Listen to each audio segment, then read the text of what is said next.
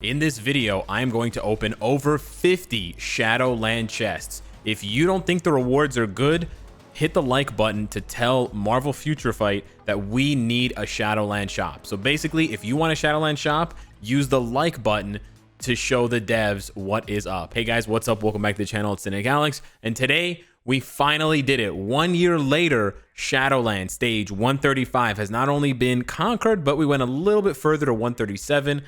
Completing it and putting us at 138 here. Huge shout out to all the people that watched last year when I failed and I only got to stage 117. And then of course, even huger, more huge, shout out to the people that watched yesterday and today, or yesterday and the day before that, because I split up my run. So rather than doing one day, which is what I did last year where I streamed for 12 hours straight, I streamed half a day doing all 117 stages. I decided to split it up this time. So on Christmas Eve, I did the first 75 stages, 1 to 75. And then today I did 76 to 137. And man, those last 60 stages took way longer than the first 75. But we did it, and I'm really, really happy about it. I want to talk to you guys about it. I want to show you my rewards, not only the Shadowland boxes, but the other first clear rewards, because I did get, I think it's the stage 120, 125, and 130 first clear rewards. And then I want to open the boxes for you guys and also give you guys some highlights and lowlights, characters that I was really impressed by and characters that I was not really impressed by when I was doing my climb, especially the last 60 stages, because 1 to 75, almost any character can really help you at some point. I mean, even really bad characters, if you look at my stage 1 to 30 clear here, like some of these characters you might never even think to use in Shadowland, but you can use them, right? But once you get up to stage 80, 90, 100, it starts to get really difficult. And that's where you really have to start, you know, buckling down and choosing the best of the best. So there is the coveted reward, the Shadowland CTP selector. It was originally stage 130 reward. They added 5 stages from 30 to 35. Now it is the stage 135 reward. So there we go. You only get to claim it once. Even if they move, like let's say next year or whatever, they add an extra 5 stages, which I tweeted them about it. I really want the developers, the Marvel Future Fight developers, to add 5 more stages, because I think the stage 30 to 35 is really fun. You know, with all the new stages, like the Luna Snow stage, or the Loki stage, the Juggernaut, Rumble. If they added 5 more stages with tier 3 materials to choose from, like TCP, EOD, Gold, etc., that'd be fantastic. But anyways, even if they add 5 more stages, and the CTP selector moves to stage 140, if I climb to stage 140 next year, I won't be able to collect it again. This is a one-time offer. So I'm going to acquire it now. They recommend the Rage or the Regen. I'm going to be selecting the Rage. I think it's the best option here. Of course, in my inventory, I already have quite a few Rages, but you know, more Rages is not necessarily a bad thing. And unlike some of the other CTPs, Rage is very difficult to get. So you know, it's the one that you want to get the majority of the time. So I'm going to be selecting the Rage here. Honestly, Energy is not a bad option either with the way that the game is going with these, you know, well, we'll talk about Null later. But yeah, we're going to go with Rage here. We could get a CTP of Energy from Null, actually. So we'll select Rage. Let's see, the roll's bad, okay. And then we got our 75 CCF. That was another one of the first clear rewards for, I believe, 130. And then one of the other first clear rewards was the 1000. Where is it? That's from Null. It's right there. The 1000 Shadowland, 1000 feathers. That's not very good. But what I can do is I can wait until I can go to like 5999 and then collect that. Anyways, those are the first clear rewards that we got. Now let's crack open these 53 chests and see what we get. Obviously, we would love to see my top 3 rewards from these Shadowland boxes, basically the only rewards that are actually good, and why we need a Shadowland chest. The only good rewards are CTPs. If I see one of these or one of these, I'll be really, really, really, really happy, and then maybe one of these. Secondly, I would love to see gold. And then thirdly, I would love to see 6-star cards or 5-star cards, and maybe hidden tickets, because you can just turn that into more gold. Everything else I do not want to see, and everything else is usually what I end up seeing a lot of. I don't think I've ever opened this many boxes simultaneously. This is last week and this week's Shadowland rewards. So without further ado, let's open this and see what we get and see why. This is exactly why we need a Shadowland shop. Oh, is that 1 million gold? 500,000 gold? Not, okay, the gold is, right now the golds are the only 2 good rewards. Everything else is bad. Everything else is still bad, or you know, something you can get in the Dimension shop. right? Okay, the hidden tickets is nice. Okay, 6-star card is really good. Another 500,000 gold. Okay, nice. 750,000 gold. Awesome. Another 500,000 gold. Let's go. Okay. See, all the obelisks and ISO and Uru is just worthless. Nobody wants that. You can get that in the dimension shop. The gold is really nice. I gotta say, but everything else is not nice. The 5-star card's good. Another 5-star card's good. Hidden ticket's pretty good. We're doing okay. We're actually doing better than we usually get. The UUK, the uniform upgrade kits, is terrible. Okay, hidden tickets pretty good. 40 hidden tickets. 5 bad rewards in a row. 6 bad rewards. Okay, another bad one. Another bad one. Man, I don't know why the devs think... Nice, we got a card. I don't know why the devs think 5-star Uru is good. Okay, nice. 1,000,000 gold. We got some amplifying ISO. A lot of amplifying ISO. More hidden tickets. Another 5-star card. UUK is no good. Another 5-star card. Nice. And 500,000 gold. So no CTPs. And we just got a lot of gold. I don't want to sit here and calculate too much of it. We got one of these, which is nice. But we got 1.5 million, 2.25 million, 2.75, 4 million. I think we got 5 million, 5.5 million gold. So that's really nice, but that's 53 chests, which means when you divide the 5.5 million gold by 53 chests, that's only on average 100,000 gold per chest. And again, that's not really the average, because you could go 20, 30 chests without opening any gold. On average, I don't really get that many gold drops per week. I usually get 1 or 2 gold drops per week from Shadowland. This is 2 weeks worth of it, with a few extras from the first clear rewards for each of the stages. And I got lots. I got what, 4, 5, 6, 7 gold drops, 8 gold drops. 8 gold drops is very unusually high, so I usually don't get that much. But the highlight is definitely the 5.5 million gold. But even that, I used my entire roster twice, and I only got 5 million gold.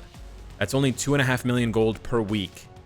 Alliance Conquest gives you 4 million gold per week, and that's still not enough. And so that's almost half of what you get from Conquest. Conquest gives you 4 if you win. Shadowland here would give me, it's not even going to give me 2.5 million gold, right? Usually I get about 1 million gold a week from Shadowland. So yeah, and then look at, like, there's so many bad rewards. Every single ISO 8 and every single Uru reward is bad. It's just straight up bad. It's bad. Unless it's a fully awakened. If it was an Odin's Blessing, it's a different story. If it's a fully awakened ISO, it's a different story. Like this one here and this one here, that's pretty good, because that's worth a lot more than just one ISO. But all of the other ISO, all the Uru, 5 or 6-star, all of the UUK is all just a useless reward. All of the obelisks are useless too. So yeah, if you thought these rewards are not good enough for a 5.5-year VIP 18 player who went to stage 101 last week, and I went to stage 137 this week. So in total, in 3 days, because I sort of goofed up and I played all my Shadowland stages on Wednesday. In 3 days, I played 238 stages of Shadowland. And these are my rewards, mother. These are my awards, mother. Anyways, so yeah, let me know what you guys think of those rewards, and let the devs know, because it still shocks me that they think we don't want a Shadowland shop. We want a Shadowland shop because we don't want to put our time and effort into Shadowland and get nothing. I got lucky with the gold. Imagine I didn't get 5.5 million gold, right? Imagine that 1 million gold was an obelisk and the other 1 million gold was an Uru. Suddenly I got 3 million gold and the rewards look so much worse, right? So yeah, we definitely need a Shadowland shop. It's so easy. I don't know why they don't do it. It's so easy to just do that. Last but not least, I want to give you guys some notes here on characters that I really liked, or that I actually found a little bit underwhelming for Shadowland. I'm not going to do this in any particular order. I'm probably just going to go down the list, but I want to start with Moonstone. Very, very high damage. I think she cleared like a stage 125 for me, but kind of annoying to play because of her rotation. Shadowland arenas are really small, so you can't really run away from the boss, and it was actually a Kingpin stage, so those turrets keep coming up. So you actually need to sort of ruin her rotation sometimes and just use the third skill and hide and sort of skip a rotation, because otherwise you'll die. And once you get up to stage 90, 100 of Shadowland, you're basically just going to get flattened by any attack. They're going to one-shot you, so you can't really resort to anything else. Another character that didn't actually impress me that much. Well, I mean, Moonstone impresses me damage-wise, but she's hard to keep alive. Sentry was honestly not that good. I'm not really sure why he wasn't, but he took longer to clear a stage around the 120 than Silver Surfer did. It was the same stage. Silver Surfer has a CTP of regeneration. Sentry has a CTP of rage. I kid you not. It was bizarre. It was extremely bizarre. Now, the one thing I will say is Sentry only applies his all defense down on his ultimate skill, Thousand Sun Crush, for 10 seconds, whereas Silver Surfer keeps the all defense down up for the entire fight because of Birth of a Star. But it's 65% versus 80. So honestly, yeah, it blew me away. But by the way, Silver Surfer, he can do stage 140 with a regen. So he could do stage 2. He could probably do stage 200 of Shadowland with a proc obelisk or rage or an energy. His damage is insane. It's just it's mind-boggling. He just keeps doing damage, and you're like, where are these numbers coming from? And he just keeps doing damage. It's mental. His damage is like off the charts. I don't know why. There's like some secret Silver Surfer Shadowland multiplier. The triple S multiplier. Another character that honestly surprised me in a good way, Scorpion. He soloed like a stage 75 or 80 Malekith boss, which is the villain Malekith stage with all those little frost, the frost giants or whatever they're called. He murked it with the same build from my original feature video. Nothing has changed, and he murked that stage, and he's only level 60. He's not even 62. He did a fantastic job. He soloed it. I didn't even use a leadership, so I used his own leadership. It was 50% all defense. He was awesome. He was really, really good. A couple of other characters that kind of disappointed me. Apocalypse, I didn't actually use him at all. I waited way too long. He can't really go much higher than 100, which was kind of a bummer. Storm really impressed me on like 110 or 115. She was awesome soloing Kingpin. Venom was also so good on 150, on like 115 or 120. He soloed a hero relay. Oh, it was awesome. His damage was just really, really good. Captain America was pretty good as well. I didn't actually get to use Thor. Red Guardian is another one that I kind of sleep on sometimes, but he was actually very, very good around stage 100. Just solid damage with the CGP of energy. Really good stuff. I actually didn't get to use Carnage at all. I kind of goofed up and I waited too late to use him, which was a bit of a bummer. Oh, and Dormammu. I know I'm picking a lot of like expensive characters or tier 3s or whatever, but Dormammu's tier 2 and he's got a Judgment. He is insane. He soloed, because of his leadership, he can solo the Blast Rumble, the Punisher Blast Rumble with Jessica Jones, like the Heroes for Hire kind of thing. Jessica Jones, Luke Cage, and Iron Fist. He soloed like stage 101 or something. It was crazy. Because of this 60% increased damage dealt to superheroes, he can do it by himself with this build at tier 2. Doesn't need to be tier 3. So insane. I know I have some Odin's Blessings, but so insane. So absolutely insane. Just bonkers level damage. Was really nice to see. So yeah, that's basically it. I can really just go through the list and give you guys opinions. Oh, one more. I have to talk about this.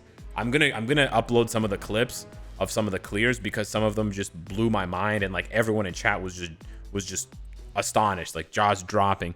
Miles Morales cleared like stage, I don't know what it was, stage 107 or something.